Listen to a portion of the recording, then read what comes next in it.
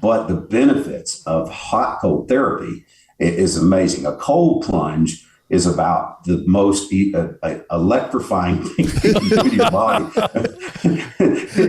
It brings out the mind itself starts to activate, neurotransmission goes through the roof. You go into this kind of survival shock mode. And then when you get out, everybody that gets out goes, wow. I mean, it is like a rush of energy. It's a rush. It's a euphoria. You can be really tired. You get in that ice bath for just 30 seconds or 45 and you come out. And athletes have known this for a long time as far as using it for therapy and for recovery. But as far as the benefits from it, now we're understanding the mental benefits and everything that comes from that. Everybody wants hot water and it's comforting. It's fun. And I love hot baths as well. But that cold plunge has more benefits than any heat therapy does.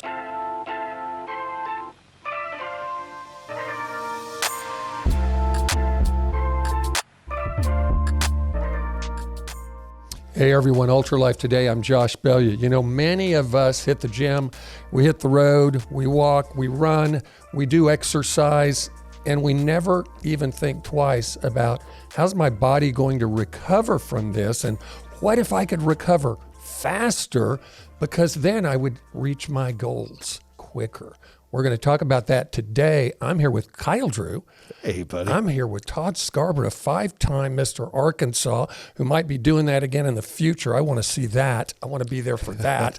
Todd, welcome again. Let's talk about recovering from exercise. And is there a way to make it faster, speed it up, get to our goals quicker?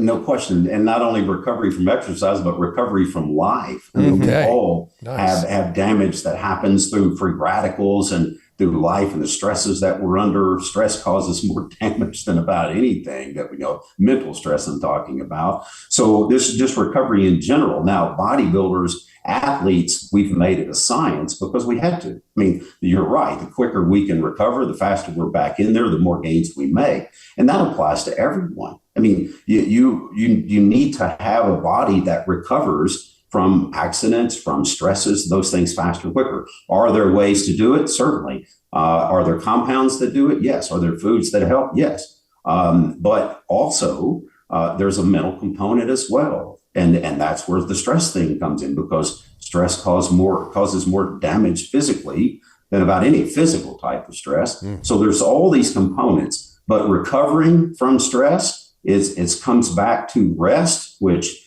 I'm not good at.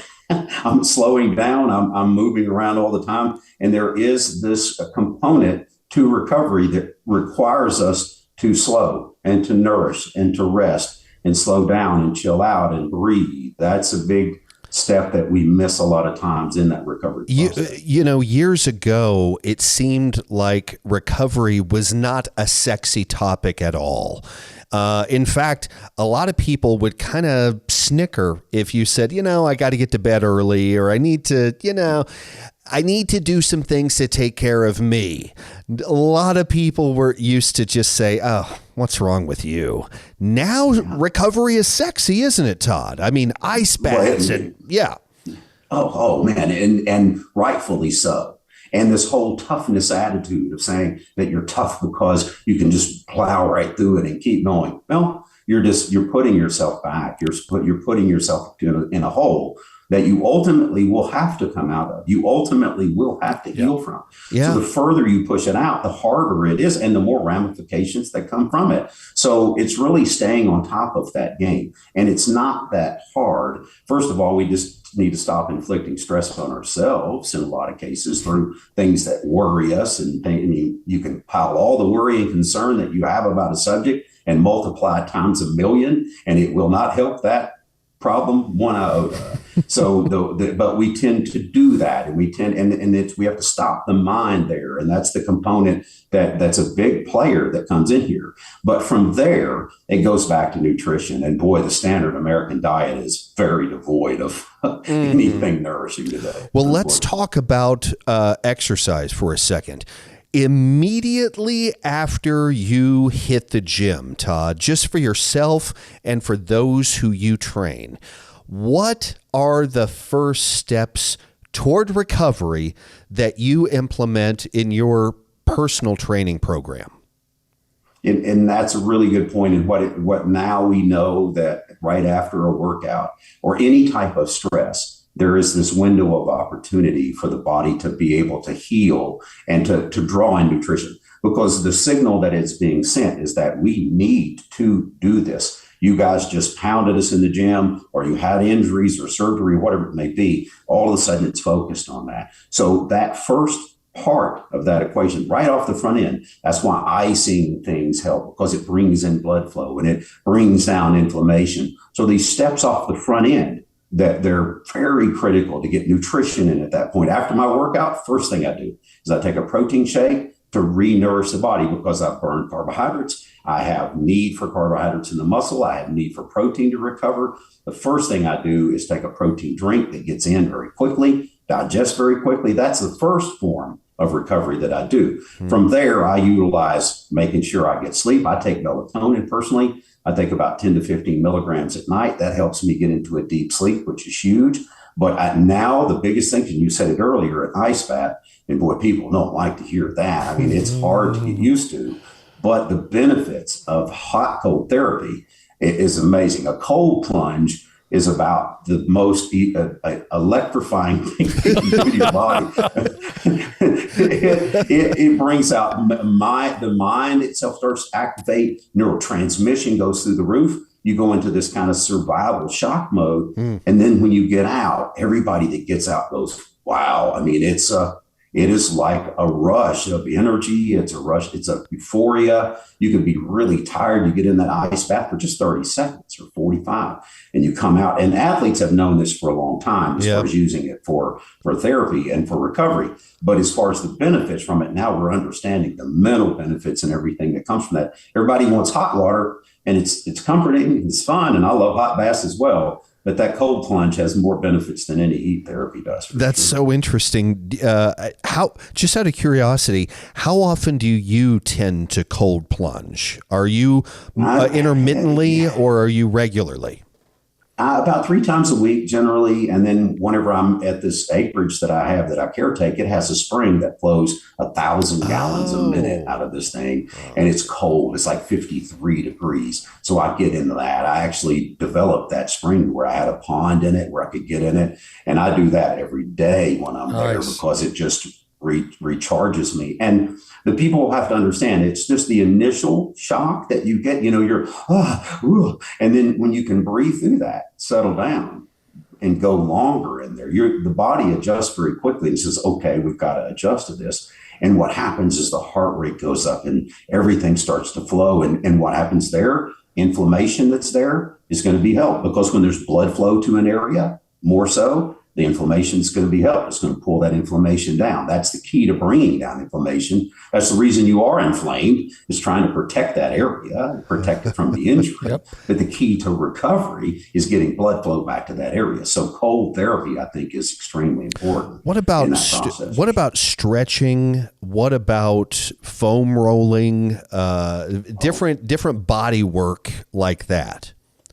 Oh, wow. I was this big, massive bodybuilder about 5 years ago that was just totally inflexible. Now I can stand on one leg. I can hold my other leg up and touch the floor with one hand. I can do the splits. I can do lunges. I can squat down, do frog hops. I can balance on it, so. And why? Because I started working on it, and I realized that was a missing component. And what keeps us upright is not only the strength, which is a missing component out there for sure, but flexibility and balance are in that equation as well. And what takes people out in life generally as we get older is a fall. What causes that fall? They either don't have the balance, the flexibility, nor the strength to perform the activity that made them fall. So really the key to longevity is a good, strong body that's flexible and can balance. And the first thing I do with people is assess their balance. I have them stand on one leg, take their leg up, move it around, the other one do the same thing. And it tells me a lot about their ability to balance. If they don't have good balance, first thing we work on is that. And I think it's it's imperative as we age to have all three of those things: flexibility, balance, and strength. And of course, you mentioned sleep, something that we Once again, I've neglected this probably more than anything else in my whole life is the neglecting of sleep, brother. I'm a night owl, but the world goes on and I have to wake up when everybody else says I have to wake up. And so that's usually a work thing. So that means that sleep has been sacrificed. What's happening when we are neglecting sleep? And from a recovery perspective, how does that help to get us back, whether it's recovery from stress, injury, or exercise? And to answer your first question, as far as what happens when we have lack of nothing good. Nothing happens good. It's all systems are sacrificed, because in order to fully recover, you have to get deep sleep. You have to go into REM sleep. You have to go in delta waves. You got to get deep in there. That takes some time, most of the time, to get there as far as sleep is concerned, total sleep. And so it does. It's something that most Americans miss out on, that really good, nourishing sleep. And it's something that here's what I do.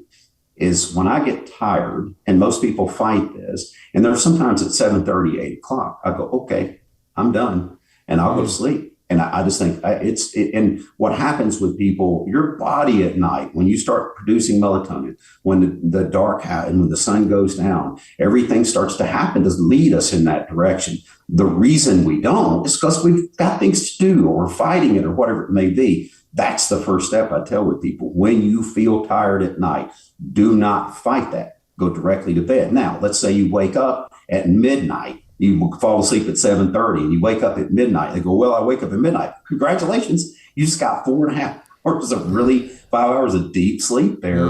You need to catch it when you feel it and go to bed. Because if you don't, your adrenals pick up. You're going to blow right through it. And then you're going to have a hard time getting to sleep because you've blown through that alarm. Now, is it true, Todd, that when you get good sleep, it's as if your body does a metabolic reset? It even burns fat better, all kinds of things like that? Is that a yes? That is exactly what it is. I mean, that is, well, think about it. Why would we as human beings, I mean, we are vulnerable when we're sleeping. I mean, anything could get us. I mean, and then we're there for 7 or 8 hours or 9 hours. That's, half of our life is spent there. So it tells us that it's extremely important process. No doubt that it is there. And if you look back before there was artificial light and when people were farming, they didn't have any trouble going to sleep. They didn't have trouble staying asleep. They went to bed because they were tired, and they went to bed when it was dark. And so they didn't fight through these things. But that is ultimately where we're at today in society because of the pace that we're on, and we impose this on ourselves. But the real key to turning it around in the sleep side of things is when you feel that, go to bed. And even if you sleep deep for 3 hours and wake up and you're asleep for another, or you're awake for another 2 hours at night or 3, so be it. It's okay. You've gone to sleep when your body instinctually needed it. And I think that's how we get into this deeper sleep quicker, because you're not fighting it. You're catching it when it's there and you're acquiescing to it. You're saying, okay, I'm going to go. And then it's amazing. There's times I'll do that. And at midnight, I'll wake up and I've got energy and I'll work for 3 hours and I'll go back to sleep again. I mean, it's just going with those rhythms and feeling what the body's trying to tell you. I'm acquiescing to you. That's all there is to it. I have been fighting sleep. And that's, boy, somehow you convicted me a little bit because you said, stop fighting it. And I always do. I just fight it and fight it. That's what I needed to hear myself, Todd. And I think a lot of people did, Josh. Yeah, a couple of things that keep coming to me whenever I hear Todd talk, and that is, you're about people being instinctive and listening to their body. And how many people tell you that these days, Kyle? They tell you to do everything but that. And it sounds like that's one of the keys to success. You even said, make sure you understand that when you're eating something, another show we did, when you're eating something, if your body doesn't like it, don't eat it. Go with what works for you and obey your thirst. You know what? Exactly. No, it's a very good point. And here's why these people that are in their 90s that live a long, successful life, they found a rhythm. They found a rhythm that works for them, and they've done it through instinct. And it's like, this works for me. That doesn't work for me. My great grandmother was 95 when they put her into a nursing home, and she dipped snuff from the time she was probably 2, because they gave it to them when they were young. Yeah, really? So she dipped snuff her entire life. And so the doctor at 95, when they put her into a nursing home, took her snuff away. Okay. And this is the funniest thing I've ever seen. We get there and she is screaming bloody murder. And they give the snuff back to her. And my uncle said it's not good to take it away from somebody at 95 years old. And I tell people, if you're drinking Scotch whiskey at 95, I'd continue to do so. I wouldn't change it. I mean, it's working for you, obviously. So to your point, Josh, I'm not advocating alcohol use at 90. Right. But I'm saying is, yes, follow those instincts. Find the rhythm that works for you. Read information, get input. All of that's great. But in the end equation, look and see, how does this fit me? How does this suit me? How is this working for me? That's the final question that should determine what the changes that you make. Really nice. Okay, we're talking about recovery here with Todd Scarborough, 5-time Mr. Arkansas. I'm getting to hang out with one of my best friends, Kyle Drew, again. Josh. Thanks for bringing this guy on with us, Kyle. And this is Ultra Life Today.